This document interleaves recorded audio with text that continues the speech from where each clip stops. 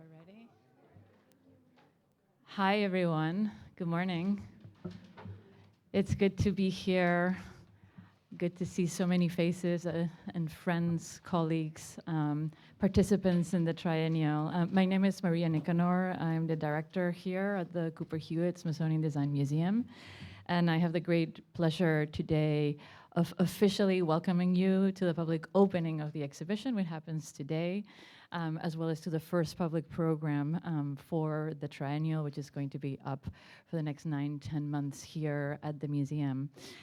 Yesterday night, we kicked off the triennial with a fantastic opening. Many of you were there.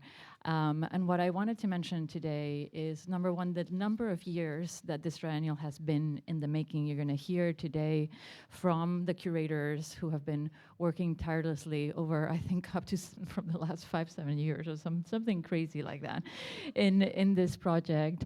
But yesterday was a very special and joyous moment in this project. Not only did the triennial open, but all of the participants got to see each other, meet each other, and the energy in the galleries upstairs and seeing this home being taken over completely by so many different artists, designers, creators, musicians, poets, writers, was something that has inspired actually the series of programs that are going to happen throughout the whole next 9 months of the exhibition. So today we celebrate that and that intent of carrying that energy from yesterday night, which was so joyous, for the next 9 months. You'll help us keep it up. And it's my pleasure to introduce you to the people that have made this project happen, not only the exhibition, so the curators who are sitting here on stage. We have Alexandra Cunningham Cameron, our curator of contemporary design and Hint Secretarial Scholar here at the museum. Christina L is our associate curator of Latino design, as well as the deputy director of our curatorial department. And Michelle Wilkinson, who's the architecture and design curator at the National Museum of African American History and Culture, with whom we have collaborated in this triennial. It's the first time we do a triennial with a fellow Smithsonian institution. And that has enabled us to partner with another team, another curator like Michelle, to come together with this incredible curatorial trio, who today is going to be moderated by our other curator here at the Cooper Hewitt, Andrea Lipps, who leads our digital curatorial initiatives at the museum. I want for you to get to know them and hear how the triennial came to be.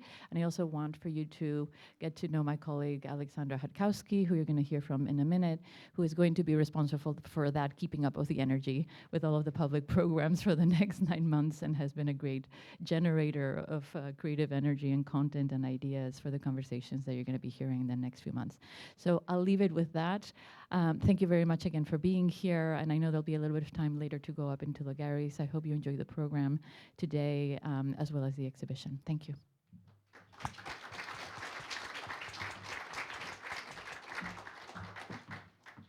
Hi, welcome everyone. I am Alexandra Hadkowski. As Maria mentioned, I'm the curator of public programs here at the museum. And this is the first of many Making Home Smithsonian Design Triennial programs. I first started around this time last year and began building a database of the 25 individuals and collectives that are part of this exhibition. And it turns out there's hundreds of people that have collaborated on the show. And as someone that works in public programs, that's just like a dream come true, because we have until August of next year to really highlight the work that they're doing and bring them to the stage with special guests along the way. So one idea that I came up with in order to do that is this Saturday series, the first of which is today. There'll be 4 throughout the year. It gives you a double header, 2-session program in a Saturday afternoon. This first one, as you know, we'll be hearing from the curators. If you're joining us for the second one, we'll hear from cultural leaders who are going to be talking about belonging and sometimes addressing the feeling of unbelonging. And it gives you a chance to check out the exhibition on this very first day. So this is just the beginning. Until the end of the show in the fall of next year, we have multiple programs a month for various audiences, mostly at the museum, sometimes off-site in various other organizations in the city. We're also going to do one at Namak in July of next year. So we have a lot planned, and to find out more, you can sign up for our newsletter, our website. We also have a fantastic digital exhibition. The next program, just to plug it real fast, is on November 19th, where we'll be joined by Mona Chalabi and C2 Research at the Cooper Union. That's going to be great. It's on the topic of domicide. So I'll leave you at that, but I wanted to say that through these programs, they are educational opportunities, but they're also a chance for all of us to meet each other, whether it's you're meeting the designers, the curators, or the person sitting next to you. That's really important to us. Right after this program, we're going to ask everybody to mingle in the room right outside in the gallery there. We're going to set up for the next session, so we'll move over there, but please continue the conversation. Lastly, just a few people to thank. So in our group in the education department and the audiovisuals department takes a team to do these things. So we have Alexa Cummins, Seamus Adams, Kosefrey Chin, Kimberly Robledo-Diga on our team. And also as a museum, as you know, it takes a lot of support to make these things happen. So the museum would like to thank our generous sponsors that helped bring our triennial year to life, including Smithsonian's National Museum of African American History and Culture, American Women's History Museum, National Museum of the American Latino and Asian Pacific American Center, the Henry Luce Foundation, the Terra Foundation for American Art, the Lily Angenklos Foundation, ReArc Institute, and many, many more. Okay, so let's kick this off. Welcome home, and here we go.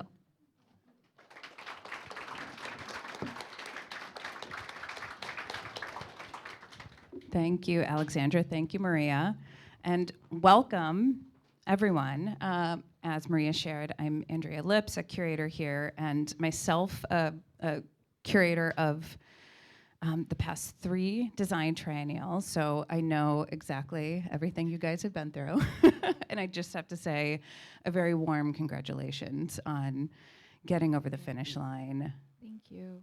And such an incredible show. I hope everyone here has had a chance to see it, and if you haven't yet, of course, you have an opportunity following our conversation here and the second part of the Saturday series.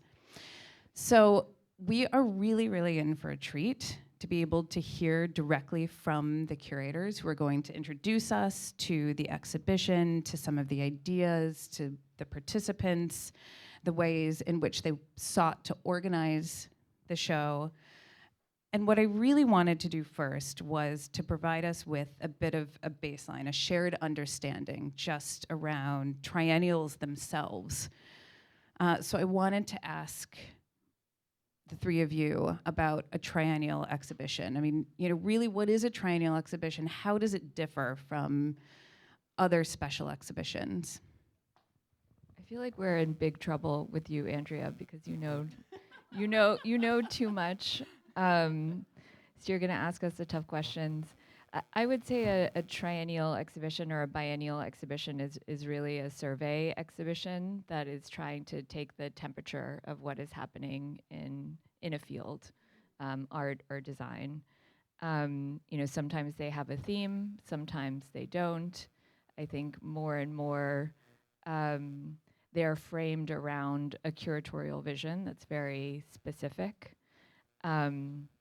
It's especially relevant, I think, that you're asking us what a triennial exhibition is, because when we were beginning to make this show, we talked about that a lot and our past triennials and how we might want to think differently about the format, also given a very crowded landscape of exhibition making in New York City in particular, and a phenomenon that's happening of many different institutions of all sizes making incredible shows. And how do we present something that is maybe offering something new? And there are a couple of things that we started to do or that we started to plan, I guess, to think about what we might do that would be a different offering. And for us, when we were thinking about a home triennial, we began thinking about how the form of the exhibition could reflect the content or the point that we're trying to make. And so, the home we live in a home, we exist in a home in this museum. How do we capitalize on the home so that it's immediately apparent?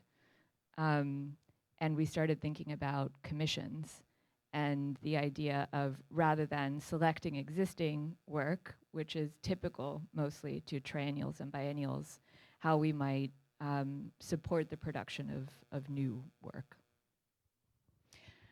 And so tell us a little bit, Cooper Hewitt has this history of triennial exhibitions, which originated in the year 2000.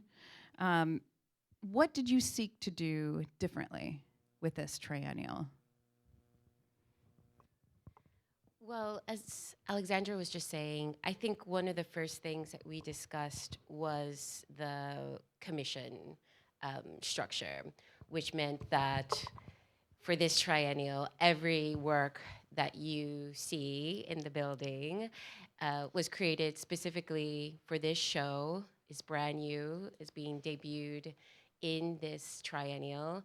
And for us, that was really important for a few reasons. One was that we wanted to provide designers, artists, creative people the opportunity to create something new, to come into our home, to reimagine our galleries in a way that, frankly, as curators, we could never do, in the same way, with the same vision, with the same type of creativity that they have done so brilliantly. So that was a huge goal for us, was take over the mansion, which, for anyone who's worked in a museum, small, medium, or large, taking over an entire space is always a huge feat. So taking over the mansion and having all of the work be new, which meant almost like organizing 25 different exhibitions. Not almost. It was. You're right. And tell us just, even about the organizing theme, home. How did you land on that, and what were you seeking initially with that concept? I'm going to let you all start because the topic precedes me joining, but then I can add on. Okay. All right.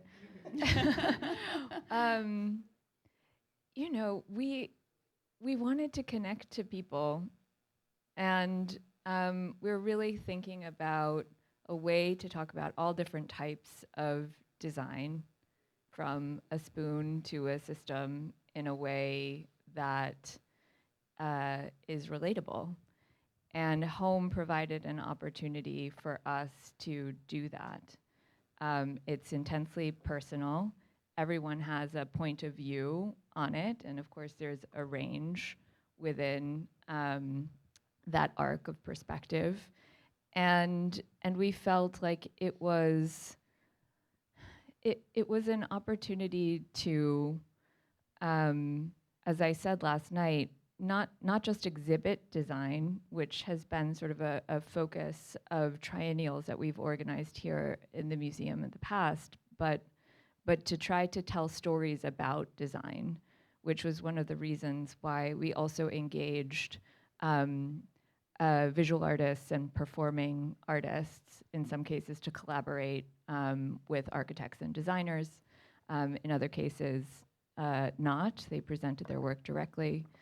But yeah, it seemed like the right vibe. And this was pre-pandemic also. And then when everyone was at home, we were like, oh no, wait, this is becoming profound in ways that maybe felt unexpected, and of course eventually led to something more meaningful. Yeah, I would add on to that. Can you all hear me okay? Wonderful.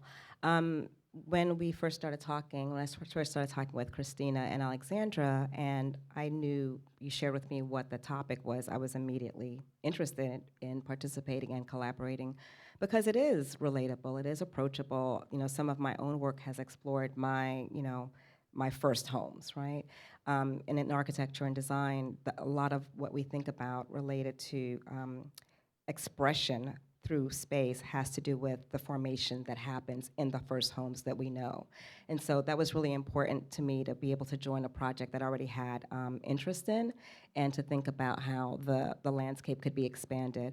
One of the things that I was also really interested in was the scope, and talking to Christina about the scope being the United States, the U.S. territories, as well as tribal nations and tribal lands. And so I had not really thought about an exhibition that would have that type of scope and parameters connected to home, because then it's not just about a personal physical home, like the place that your apartment.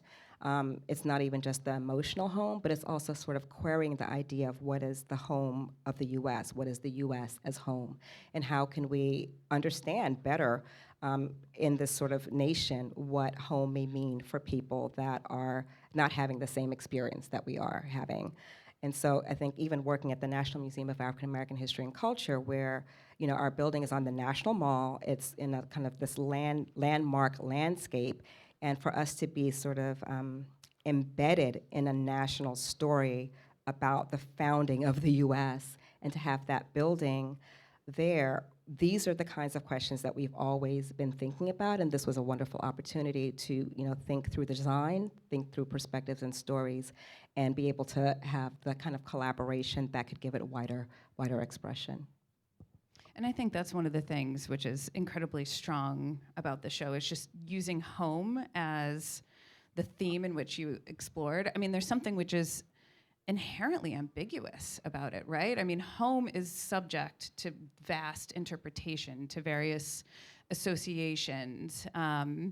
We can think of it certainly as, a home in which we grow up, a home in which perhaps we feel comfortable out in a community. But there's something that's also very universalizing around it. And so I'm really curious about how you straddle these ambiguities in curating something like this, and did you even end up at a definition of home at the end of all this? No. By design, we something I think very interesting happened. As Alexandra said, we settled on the topic of home before the pandemic happened, and now we're faced with organizing a show from our homes, and the way in which many of the conversations that we had with so many people who gave us so much time and were so gracious about talking about their practice, in a new way. We were all sort of trying to figure out, how do we talk through a screen? How do we share ideas? How do people share their work? And so many emotions, feelings, ideas, things were really coming up in ways that we hadn't expected. And so many topics came up. I mean, we had a very long list of ways in which we could define home or approach home. But in the end, I think we settled at not defining home and letting the participants define home through their installations. And so I think something that's really powerful about this triennial is that as you walk through each installation, you are confronted with a new definition of home, and maybe that definition feels very familiar, or maybe it feels really foreign or out of place, or something that you hadn't thought about before. We tackle a lot of different ideas on home. The Smithsonian as home for cultural heritage, the body as home, home for your DNA. I mean, we have such a broad range, which I think also speaks to, there's a very personal connections. There are many personal connections that come through in all of the projects, which I think is what makes each one so multi-layered. And I want to talk about the Carnegie Mansion and how that factored into the exhibition, right? I mean, here we are in the ground floor of this, what was built as a single family home. I like to say a very modest 64-room home for a family of 3. Built in the 19th century. Andrew Carnegie, of course, was a captain of industry, considered by many as a robber baron while also being a philanthropist. What ironies or perspectives, would you say, are illuminated by presenting contemporary ideas about home in the context of this home?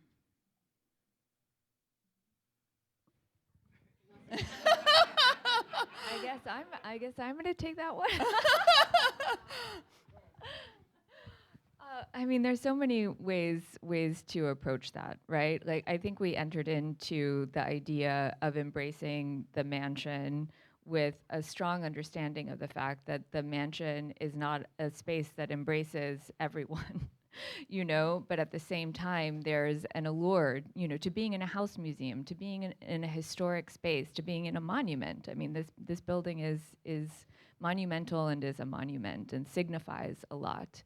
And I think we were excited to tackle that history and also very aware of how the building represents a certain type of predatory development, a certain type of exclusion, in addition to, you know, a really complex discussion about American philanthropy, old philanthropy, matching grants. I mean, they were born here in this building, and so, you know, we did have really open conversations with all of the triennial artists and designers around how they wanted to engage with the building.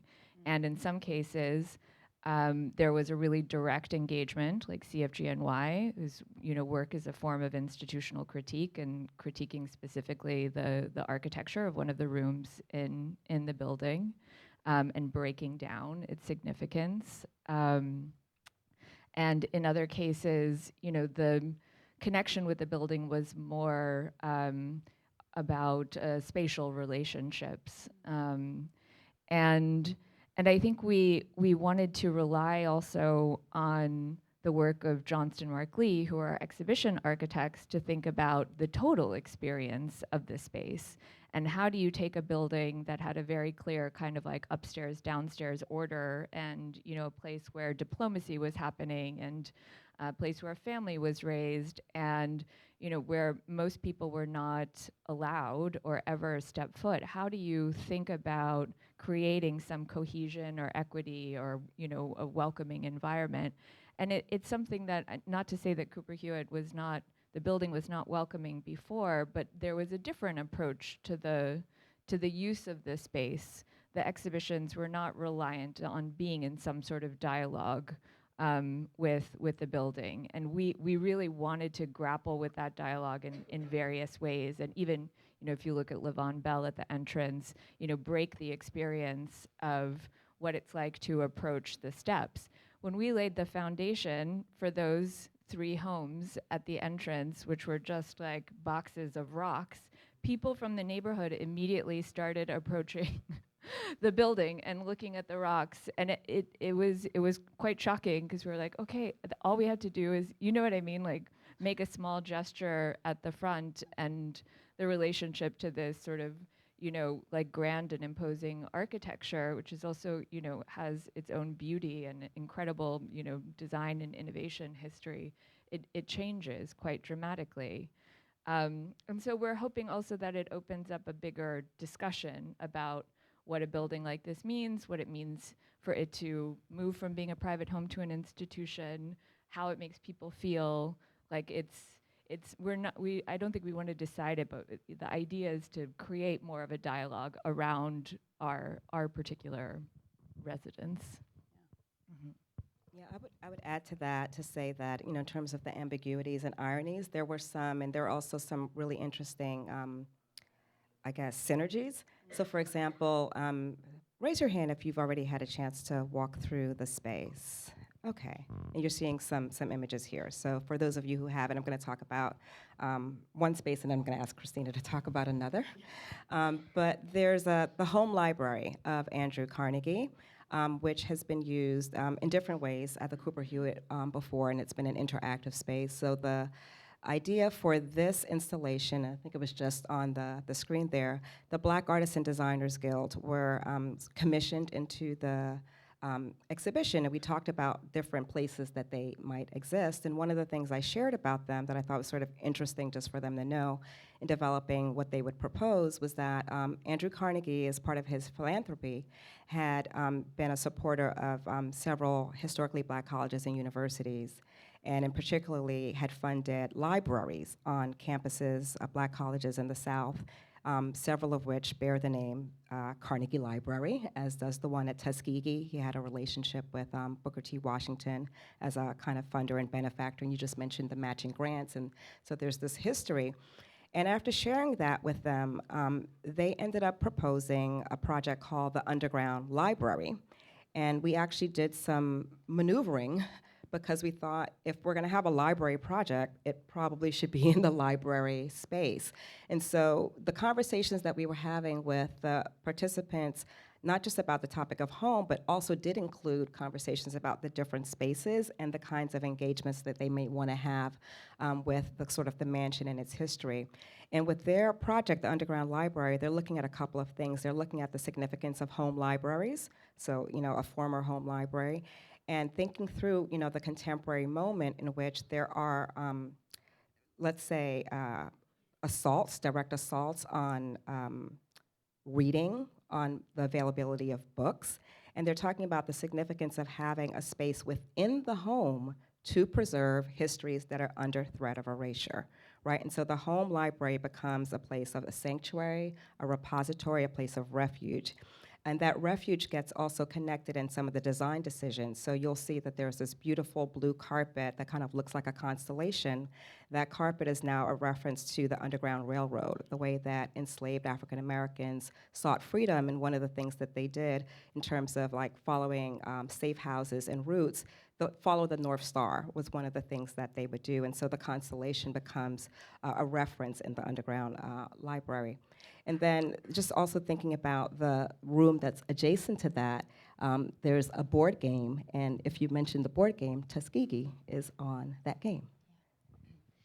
So right next door to the library is, there it is Andrew Carnegie's office. And before I get into this installation, I think I just want to note, in terms of thinking about the mansion and the particularities of this space and its connection to Andrew Carnegie, the library and the office are really significant and interesting spaces because it was Andrew Carnegie's private space. It's where he made decisions, it's where he hosted people, it's where people would come and pitch him ideas to support.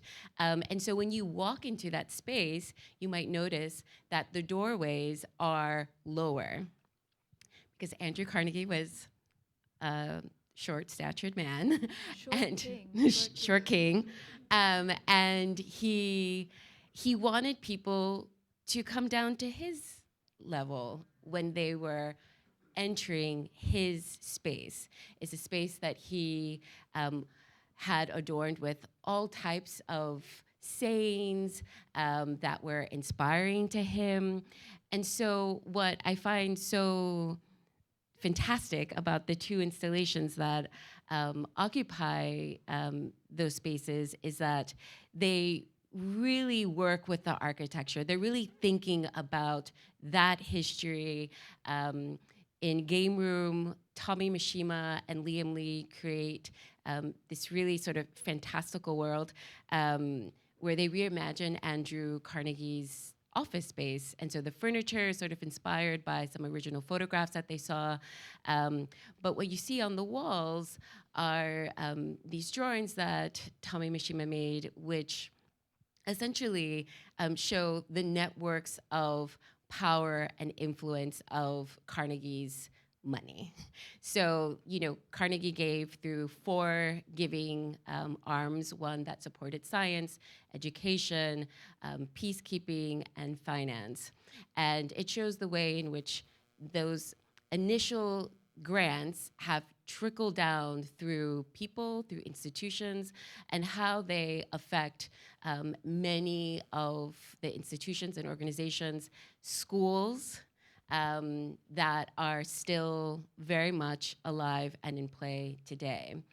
So it's a really interesting conversation that's happening in those rooms in particular. And I think another big feat that we had in organizing the show and thinking about the mansion was opening up the windows. Alexandra first said, we have to open up the windows. And I said, are you crazy, girl? Like, we're not opening up those windows. We're never gonna get the okay with that. If anyone has gone into a museum, light is the enemy of everything. You have to always have everything dark, and we're always monitoring things like foot candles, and all of these things that come up that the public very rarely hears about. And we began this conversation very early on about opening up the windows. And I think out of all of the decisions we made, that probably is the one that has been most transformative, and has been, sort of the other exhibition design partner in all of this, which is that opening the windows has also opened up the building in ways that we never imagined. And we're often fighting against the historic architecture because we're so limited on what we can do.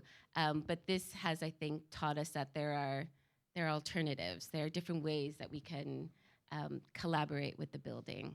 Well, and that's what I love is, just the simple act of opening the windows allow the Carnegie Mansion to feel like a home, and that's what really strikes me about the success of this exhibition is the conversations that end up happening as a result of it being located here. This is an exhibition that I don't think really would work in so many other museums because of the fact that this is a home, that you already have domestically scaled architectural rooms, that there are these layers of meaning and history that you're able to then be in conversation with. The underground library, Tommy and Liam's piece, these are perfect examples of, there's kind of the layers of the exhibition itself, and then there are these these deeper layers that exist. I think this is an interesting conversation about, and maybe this is too inside baseball, but the design of exhibitions. Yeah.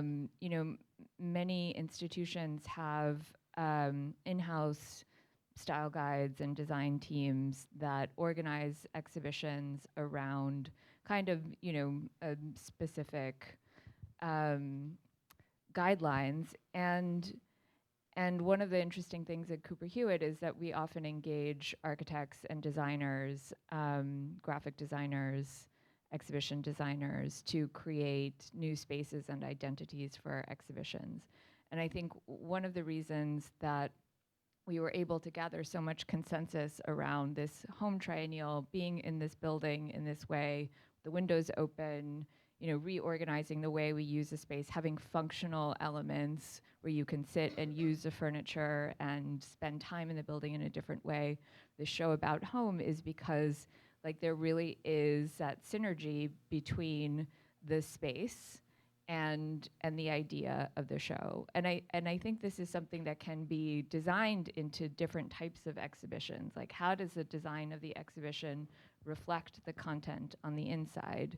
And that is something that happens in shows that kind of lock into your brain and make sense. And there's so many different ways to do that. And why I think exhibition designers and architects are such an important aspect of developing exhibitions alongside curators, or essential partners. Um, and it's such a wonderful thing to be working in an institution that recognizes that collaboration and that relationship and allows it to manifest in very different ways. I mean, if you look at also, the ES show, right? I mean, like the environment of that exhibition, the design of it, which was hers, is a way to like immediately understand just by stepping in and not reading any text or even, looking closely at material, like what it's about, right? And there's so many other incredible examples of that at Cooper Hewitt and also at other institutions too. But something that I think, we've only been open for like 5 hours now, and yesterday, people seem to be connecting with when they're sharing feedback with us and explaining something that feels good about the show or feels right about the show, and we're into those feelings, Yeah, and I would love to talk more about exhibition design, the graphic design. So you had mentioned Johnston Markley. Tell us how you ended up working with the exhibition designers, because you have 25 very diverse installations.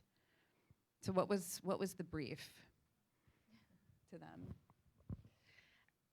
I mean, how difficult it is to tell the exhibition designer. So you can design, but only certain spaces, and like you're not going to design the entire show because every room is given over to each participant for them to design and think about the space. I mean, it was very difficult and hard, but I think their approach, which was leaning into the history of the mansion as a former home and thinking about the central corridors of each space as the heart of the exhibition, was such a brilliant approach, because one of our biggest challenges is wayfinding, which is very unsexy. Like, how do we get people to move from one space to another? How do we make sure that each floor feels united? And they did it in a way that feels very organic, that feels really natural, that doesn't compete with the installations. And they did it with materials and with furniture and design that feel very familiar. The carpet, the seating areas, the slip covers, even the moments where we have, a little like standing lamp. Just it totally makes the mansion come alive in a way that feels so inviting. And I think without their vision and their idea of saying, no, we want to lean into this history, we don't want to fight it, I think we would have probably had a very different type of show. I mean, there's such incredible researchers also, in their proposal for designing the exhibition. They included tremendous amounts of, historical photography of the building when it was a home, and then all of the evolutions of redevelopment and transition throughout time. I don't even know where they found all of this material, but to track, how the building became a space for the Columbia School of Social Work, and then how it became, the first National Design Museum, and then how it was, brought into accessible codes when Diane Pilgrim was the director, and then it went to the Dillers, Sgraffito, and Renfro, bringing the museum into the 21st century through, digital technologies, and thinking about, the life of this building, and then how do you create a master plan exhibition design,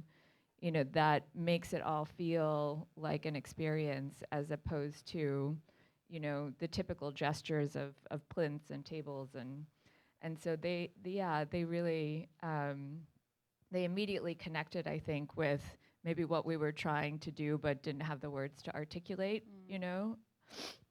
And I think for me, having the autonomy of the spaces still rests with the installations is really, with the design of Johnson Markley, but then having that individual experience. So as you're moving from room to room, there's still discovery to happen, right? That you can have the wayfinding that allows you to not be like distracted trying to figure out, hopefully, where you're going.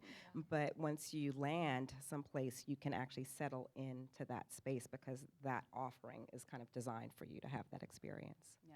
That's true. And also to say, Office Ben Gans, who designed the identity of the exhibition, were incredible collaborators for the curatorial team and the communication, learning, and engagement teams in terms of developing a really bright and playful identity that also connected with the history of the mansion. But they were great collaborators with Johnston Markley in the sense that they took the job of the graphic designer, which is also to think about the surfaces on which we're communicating information to the next level.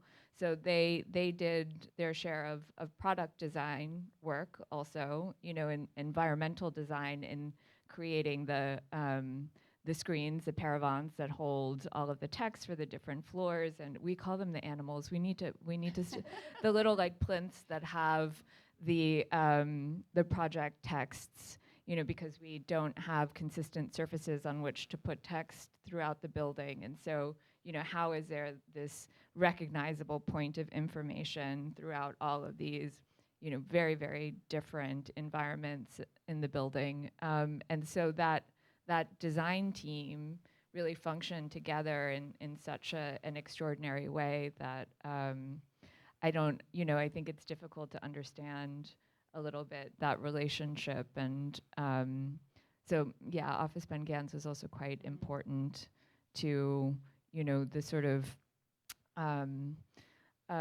the brief that Johnston Markley then set for everyone in terms of thinking about how we were going to create this unified space.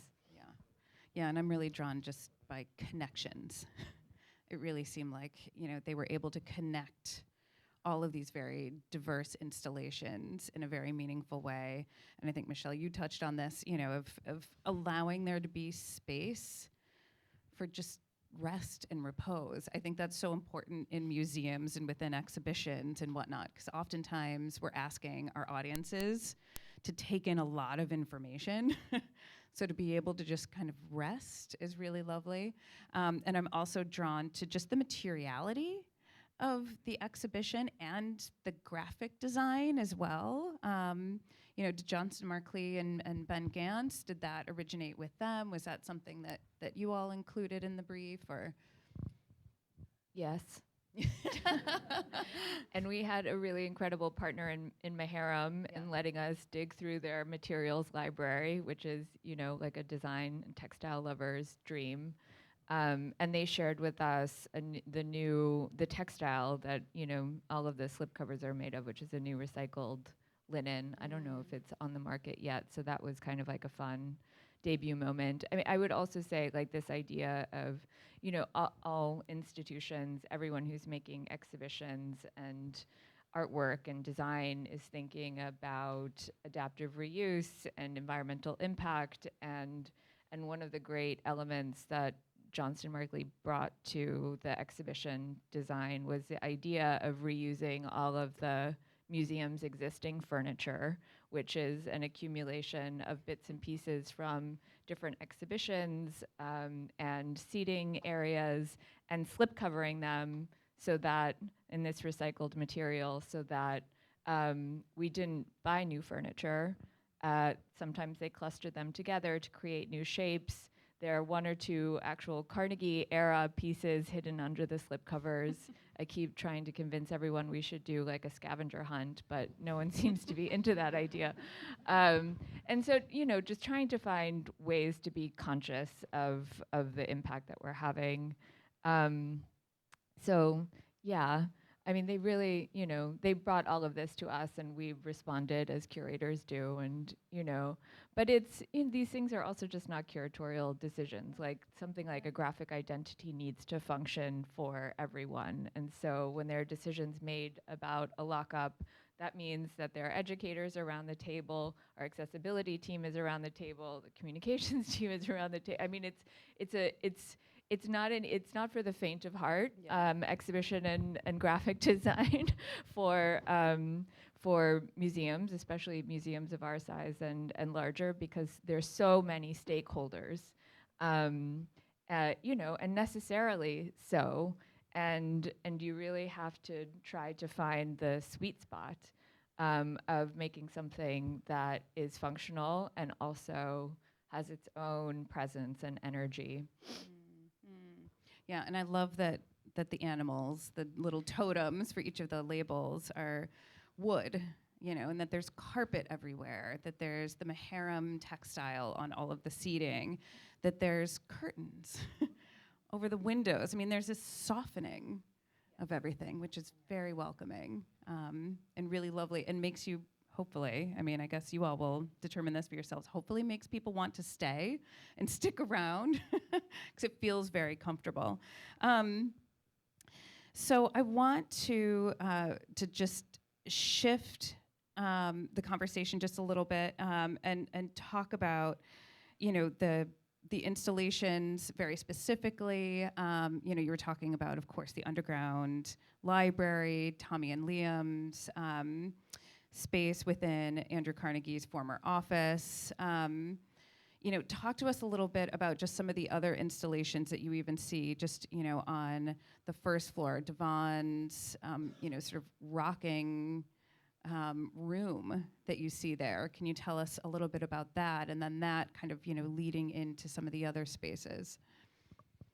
Well, maybe it's a good segue to also just talk about collaboration a little bit more, because there is a tremendous amount of collaboration happening across the show. Alexandra mentioned a little bit when she started to map out all of the participants and collaborators, it turned into a list of hundreds of people. You do see, like, if you look at the texts, how many people have been brought into making some of these projects happen in different ways. And the project that Andrea mentioned, the Living Room, Orlean, Virginia, which is a recreation of a bass baritone classical and contemporary music performer, Devon Tynes' recreation of his grandparents' living room, which was where he began to have his lifelong love affair with music, which is interpreted by the sculptor Hugh Hayden on a rocking platform to sort of symbolize,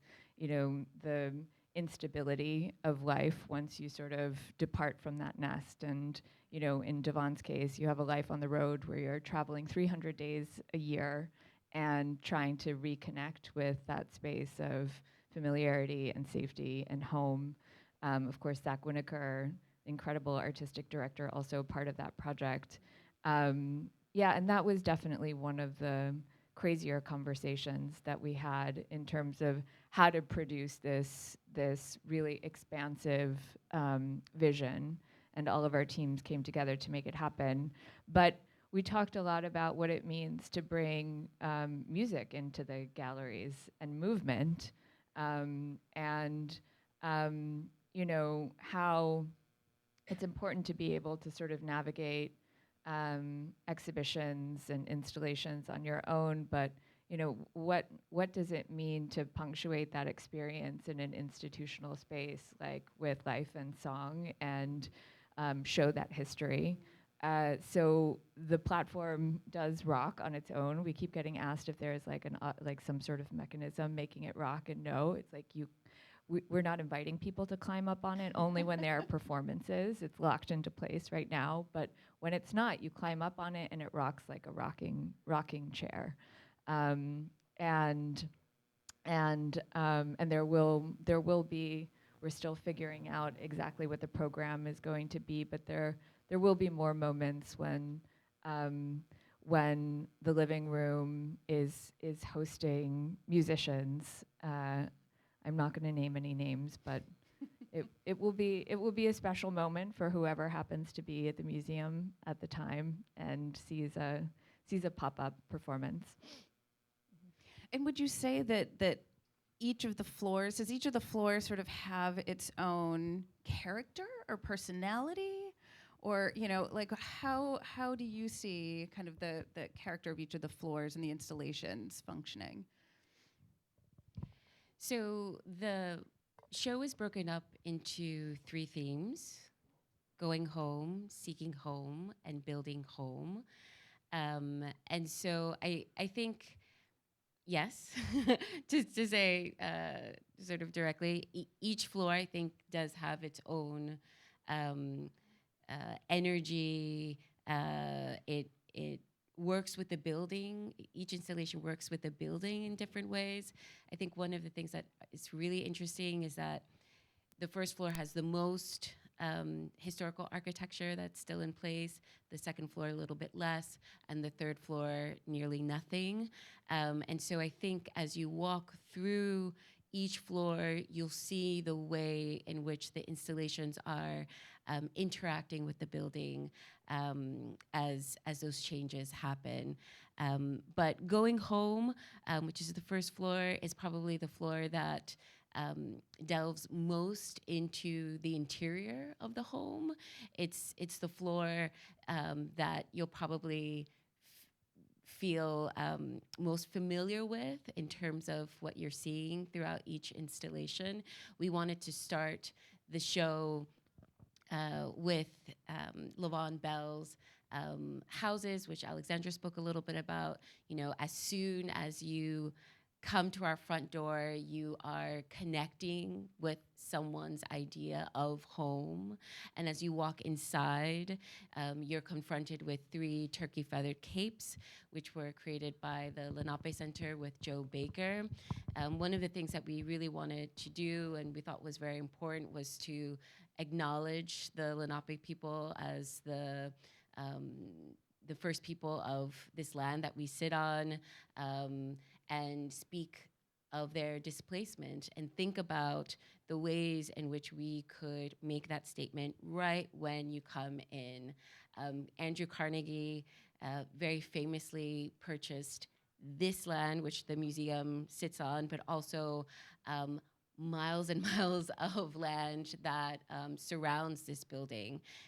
This area is called Carnegie Hill, after Andrew Carnegie. He really wanted not just to build this home, but also to build a neighborhood, to know who his neighbors were, to be very specific about who he sold to. And so much of the show is also about thinking about history and how that history manifests today. And you see that a lot on the first floor in particular, I think. The second floor is the floor that I always say is the most experimental in many ways. It's the one that really stretches the definition of home. And so, you'll see installations that focus on Smithsonian as home, biobanks as home, the destruction of home. It's the floor that also thinks about what home can be, some utopian ideas around home, which I think is really powerful. And then the third floor, we've been saying that we didn't define home, and we sort of gave all the participants sort of open slate. But the third floor, those participants had a little bit of an assignment because we wanted that floor to focus on projects that were happening in the real world, that were thinking about community, thinking about issues that are being faced by society today. And we wanted those installations to feel architectural, so that you can feel the materials that are being used, you can feel the scale of some of the buildings that are being thought about. So that floor is a little bit different. We said very famously, no models. We have models. But we wanted that floor to feel very different. Traditionally, that's the floor where we have our largest exhibitions.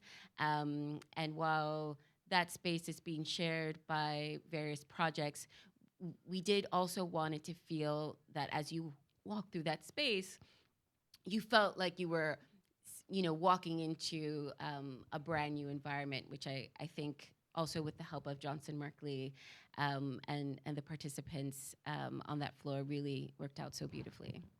Yeah, we kept on saying, the third floor is a blank slate. And Sharon and Mark were like, it is not a blank slate. It is not a blank slate, and We have all these columns.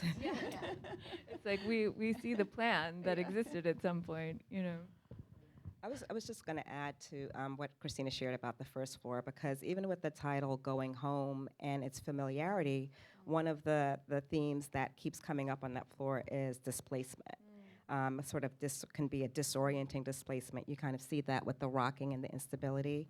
You see that with Hadia Williams and Nicole Crowder's work, The Offering, which is about essentially African American migration during the quote-unquote Great Migration, the two waves between 1910 and 1960. And they've set 6 chairs around a table as a kind of offering, and the 6 chairs are related to the 6 decades of that migration, a kind of patchwork quilt of textiles, a lot of handmade materials and ceramics, but creating this kind of place to stop and gather, but at the same time, with the differences in materials, you feel that there's this kind of future and past happening at the same time. There's a kind of displacement that's disorienting in that work. But in addition to the displacement, there are always, we found ways to introduce moments for rest. So even in that installation, while you can't sit at the table, because the table is reserved for those generations and those decades, there are 2 chairs on the perimeter of that installation where you can sit. In the underground library, there are places that you can sit. On the 3rd floor, there are places that you can sit. And so the sort of interactivity of the installations is kind of peppered throughout. What are you guys looking forward to in this coming year? Sleep. Yeah, sleeping. Sleep. I think one of the things that I'm really looking forward to is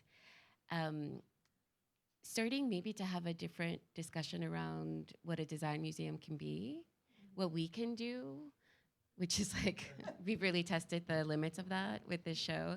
But I think something that has been really rewarding, we were closed for 2 months to install this exhibition, which closing down for 2 months is very difficult for a museum to do for a lot of reasons, for the staff, for the revenue.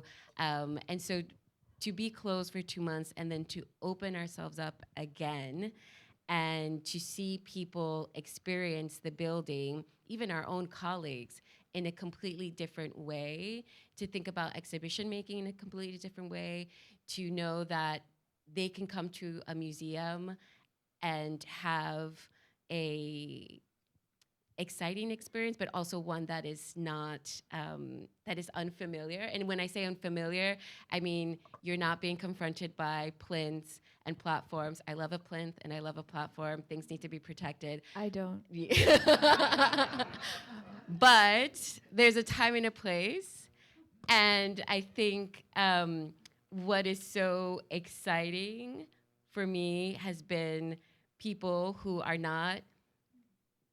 don't work in design, who are not in the art world, who don't work in museums, to experience these installations and immediately connect in all types of ways, whether it be their own experience or something that they've never, encountered before.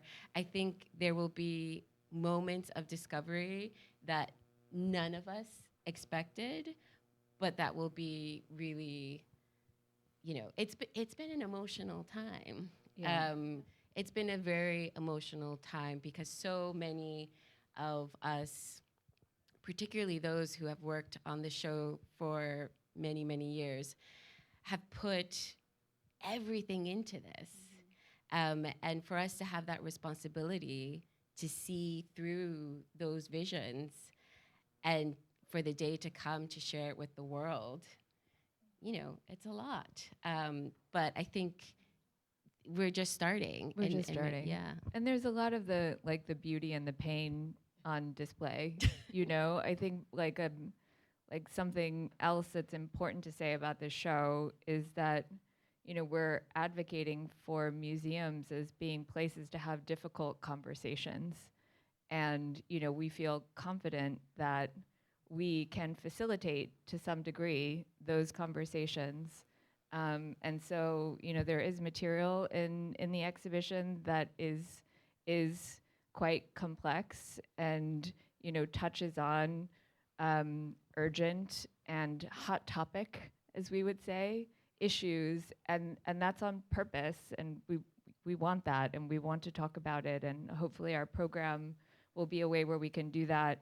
We'll be doing that in the galleries. I mean, we live here now. Also, this has become our home, so we're always here. And I think we should also plug our book, because there is an incredible book that we made with all of the designers and artists and architects and people's families, mothers, fathers, grandparents. The show, our show is open until August, so the book is coming out in March 2025. And we have about 80 contributors to the book. We invited everyone who is in the show to write something for the book, or be in conversation, or submit a photo essay. And then in addition to all of the people who are involved in what you see here in this building, we also brought together an incredible group of photographers, artists, philosophers, scholars, more architects. I mean, really, it's an incredible mix of people. And we're excited to launch that in the spring and keep talking about it. It's called Belonging, Memory, and Utopia in the 21st Century, Making Home, Belonging, Memory, and Utopia in the 21st Century, which is quite an emotional title for a design book. But I hope you like it. Fantastic. So now I would love to open it up to the audience for questions for our curators. Yep, we have a question right up here, right up front. I think we have a mic that's coming around, yeah. Well, congratulations to all. Is this working? Is it working? Oh, good. Yeah. It is. Okay. I was wondering how the three of you work together. Did each of you take the leadership on a certain number of galleries? Obviously, I'm sure you all love each other, but I'm sure you always you didn't agree all the time. I'm very interested in the process of how you divided the responsibilities, and how did this all come about? We The had collaboration. We had the luxury of having a few years to develop the show and to research and to be in conversation and to be on Zoom calls and studio visits together. And we really, sort of started with the idea that we needed to build consensus around all major decisions in the show, which meant that, something that would have taken 1 hour took at least 3 hours, and then multiply that by, I don't know, a couple of years. And then, of course, in order to just make everything happen, we had to take the lead on certain things and then come back together and then go apart and come back together. So it was quite a fluid process. Yeah, and I would just get to answer the question about kind of divvying up. We did work from consensus, but then at that point, we also did take the lead on several projects. And so there are some that, each of us was intimately involved with all the decisions, and there are others that we got updates on and checked in about. So even I think as we walk through the exhibitions, we are learning more about projects that, were part of the whole, but maybe all of the details we didn't, have top of mind. And so for me, it's been a process of discovery within the curatorial process. We couldn't be any more different from one another.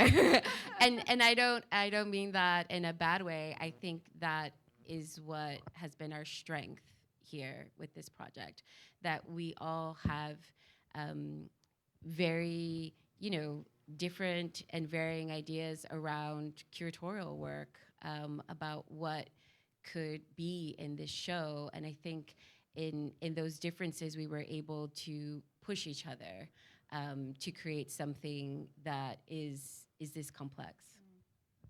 Yeah. We have a question back here. Thanks for your talk, your presentations. Following up on that question, I'm also interested in your relationship with the artists. So, if this is like a naive question, sorry, I apologize in advance. So if the artworks are were commissioned, you hadn't seen them in advance. So I'm wondering about the collaborations between you as curators and with the artists to create the spaces. There's my question. A lot of meetings. As a team, we met weekly for several hours, and then we also met with the commission participants. Not always weekly, perhaps, but a lot of meetings. Feedback, drawings, sketches, conversations, then them bringing content to us sharing it, providing feedback back, emails. I mean, I guess it's the kind of things that you would think about, but it was very intense because for me, I will just say that this is an exhibition. Of course, it's in a museum, but it really is a process. I'm a process-oriented sort of thinker, and so in a lot of ways, I like to work through process, but because of the complexity, the collaborations, all of the people involved, it stretches you in ways you may not expect. And so I know that the process also stretched the participants because they had to engage with us, and we're engaging with the museum and their restrictions, and we're showing, the windows are open, and can you nail the floor, and what can you do on the picture? So there's this is a wonderful conversation. We probably need to have a second one that includes the registrars and the exhibition designers and the internal exhibition design. Because there's so much, there's so many eyes on it. There's so many hands involved in it. There's so many minds thinking about how to make it happen. And so for me, it was really, the process is as much the product as the actual experience that the visitors are having.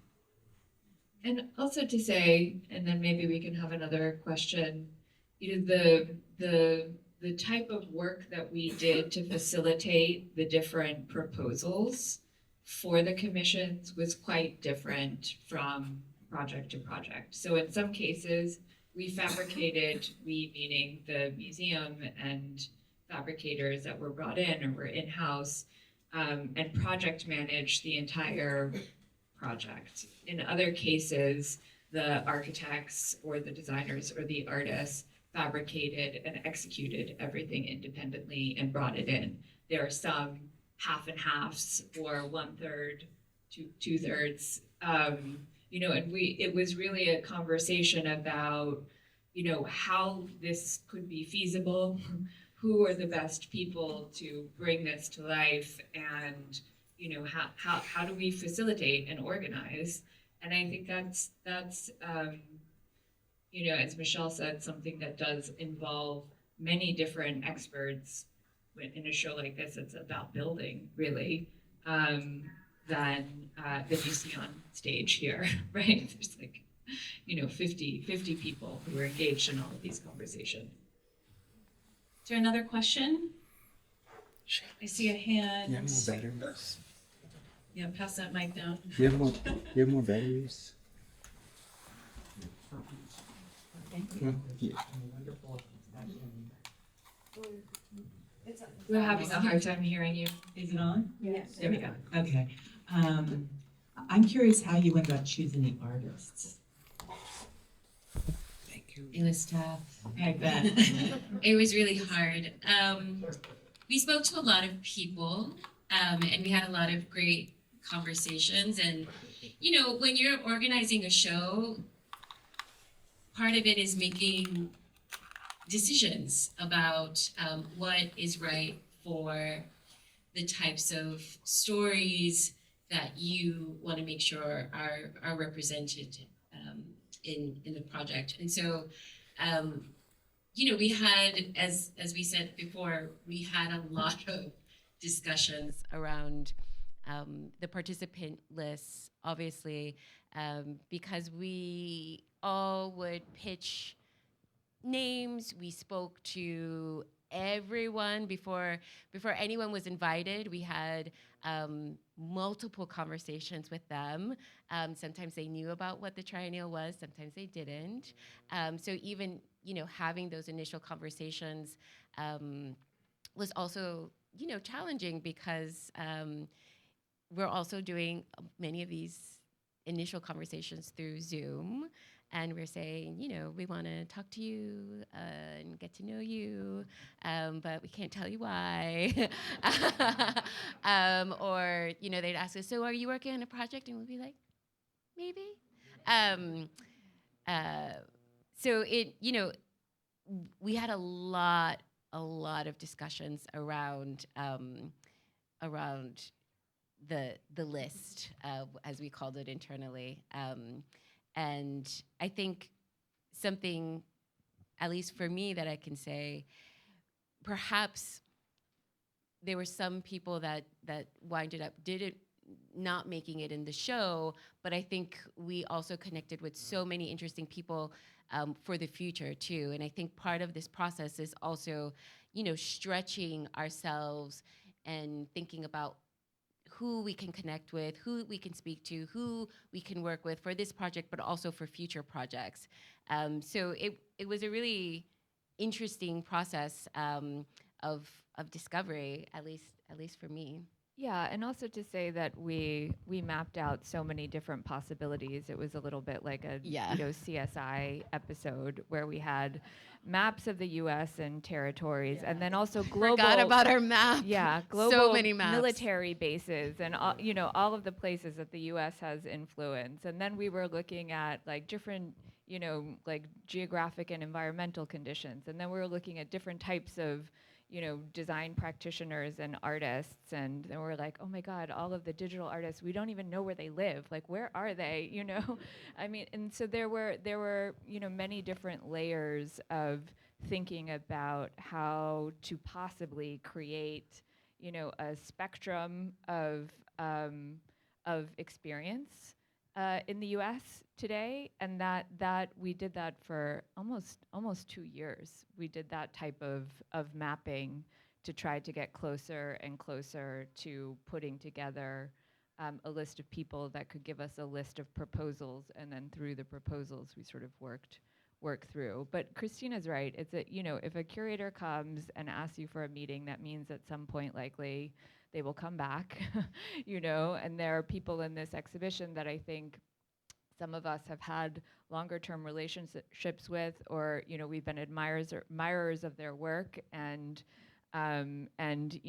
maybe 5 years ago we had a studio visit with them, and then that turned into this today. So I think we've really developed such an expansive network of artists and designers and architects who are working in this country, and we're looking forward to what comes out of that. Acquisitions, talks, maybe future exhibitions, and so that research process was very intense, and also just opened us up to the immense creativity that's happening all over. And the book also reflects some of the wider conversations that we True. had as well. True. Obviously we're limited in space, so in many instances we try to reflect certain geographical areas in the U.S. that we couldn't have here in the museum. But that's an important point also that you both just touched on, which is that format was really important to us, right? Because we're like, well, what makes sense as an installation in the museum? What makes sense as a text or a photo essay? What makes sense as a film?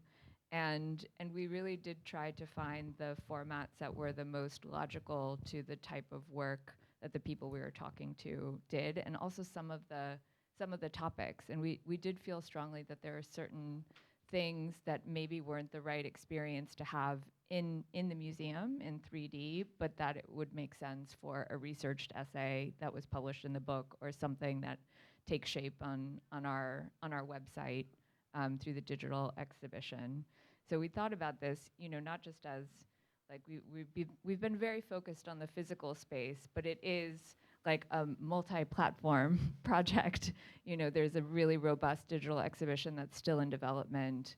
We have the book. We have this incredible public program that Alexandra is organizing, and we have the exhibition. And all of those things speak to people in different ways, or we hope speak to people in different ways, and reflect the type of information that is being shared in ways that are appropriate, we hope. At least that was the idea. We have time for one final question. Oh, back here. Hi. I really liked what you had to say about the concept of home being ambiguous and yet personal. I was just wondering if, in the course of your collaboration, sort of in the vein of being able to open the windows, if there were any personal choices that you got to make that, personal choices or artistic choices that you got to make that brought the concept of home being more personal to you. Oh, we're so bad at talking about ourselves. I don't know. I might maybe speak to one project in particular that, well, first I'll say that when you work with anyone for the amount of time that we worked, not just together as a curatorial team, but with all of the designers and architects and artists and everyone who's involved, it becomes very personal very quickly in ways that you don't, you can't even imagine. You are trying to execute someone's vision and you are working on their behalf and you're advocating for them and you're fighting with them and you're crying with them. It's so much. So I think naturally that happens, but I would say for me, one of the projects that I perhaps didn't expect to affect me so personally was one on the second floor, Unruly Subjects, which is a project by Sofia Gallisa Muriente, Natalia Lasalle Morillo, and Carlos Soto, who were investigating Puerto Rican collections at Smithsonian. My family is from Puerto Rico. I grew up in New York. It very, very quickly became an extremely personal and emotional project for me because not only was it something that reflected, the history of my family, but also the institution that I work in and the implications of, collecting at Smithsonian, the different ways in which collections have come into the Smithsonian, some of which are very controversial for a variety of reasons, and how that is also connected to my family's diasporic move from Puerto Rico to the United States, as these objects have also moved from Puerto Rico to the United States. The complex connection of Puerto Rico with the US. And when I first started talking to them, we thought about these ideas, but then I had to work with the Smithsonian to get a lot of permissions for them to film in storage facilities. I won't give away too much about the project because it's really important for you all to experience it. But all of a sudden I'm at Smithsonian storage facilities, like carrying camera equipment, writing emails, begging people for favors on the phone, and then also going into storage and handling these objects that anytime you go into a storage facility, there's a awe that happens. It's very strange. It's this very particular type of space. And to go into that space and handle these objects, and also think about the ways in which we can bring that experience into the galleries, for me, became much more of a personal journey than I had ever expected, with these 3 other artists and designers who were also fighting against so much red tape as they were trying to get, permissions and trying to create this really expensive project.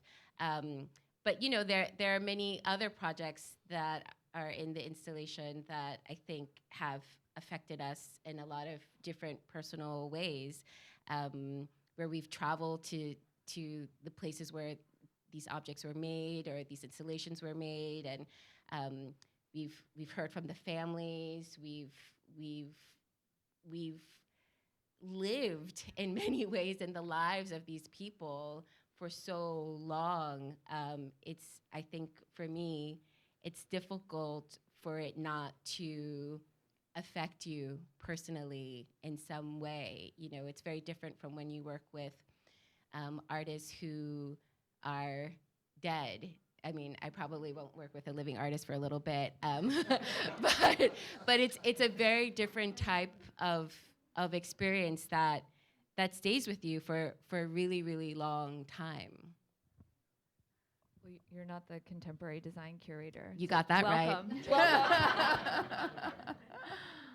That was really nice. Yeah? Okay. Yeah.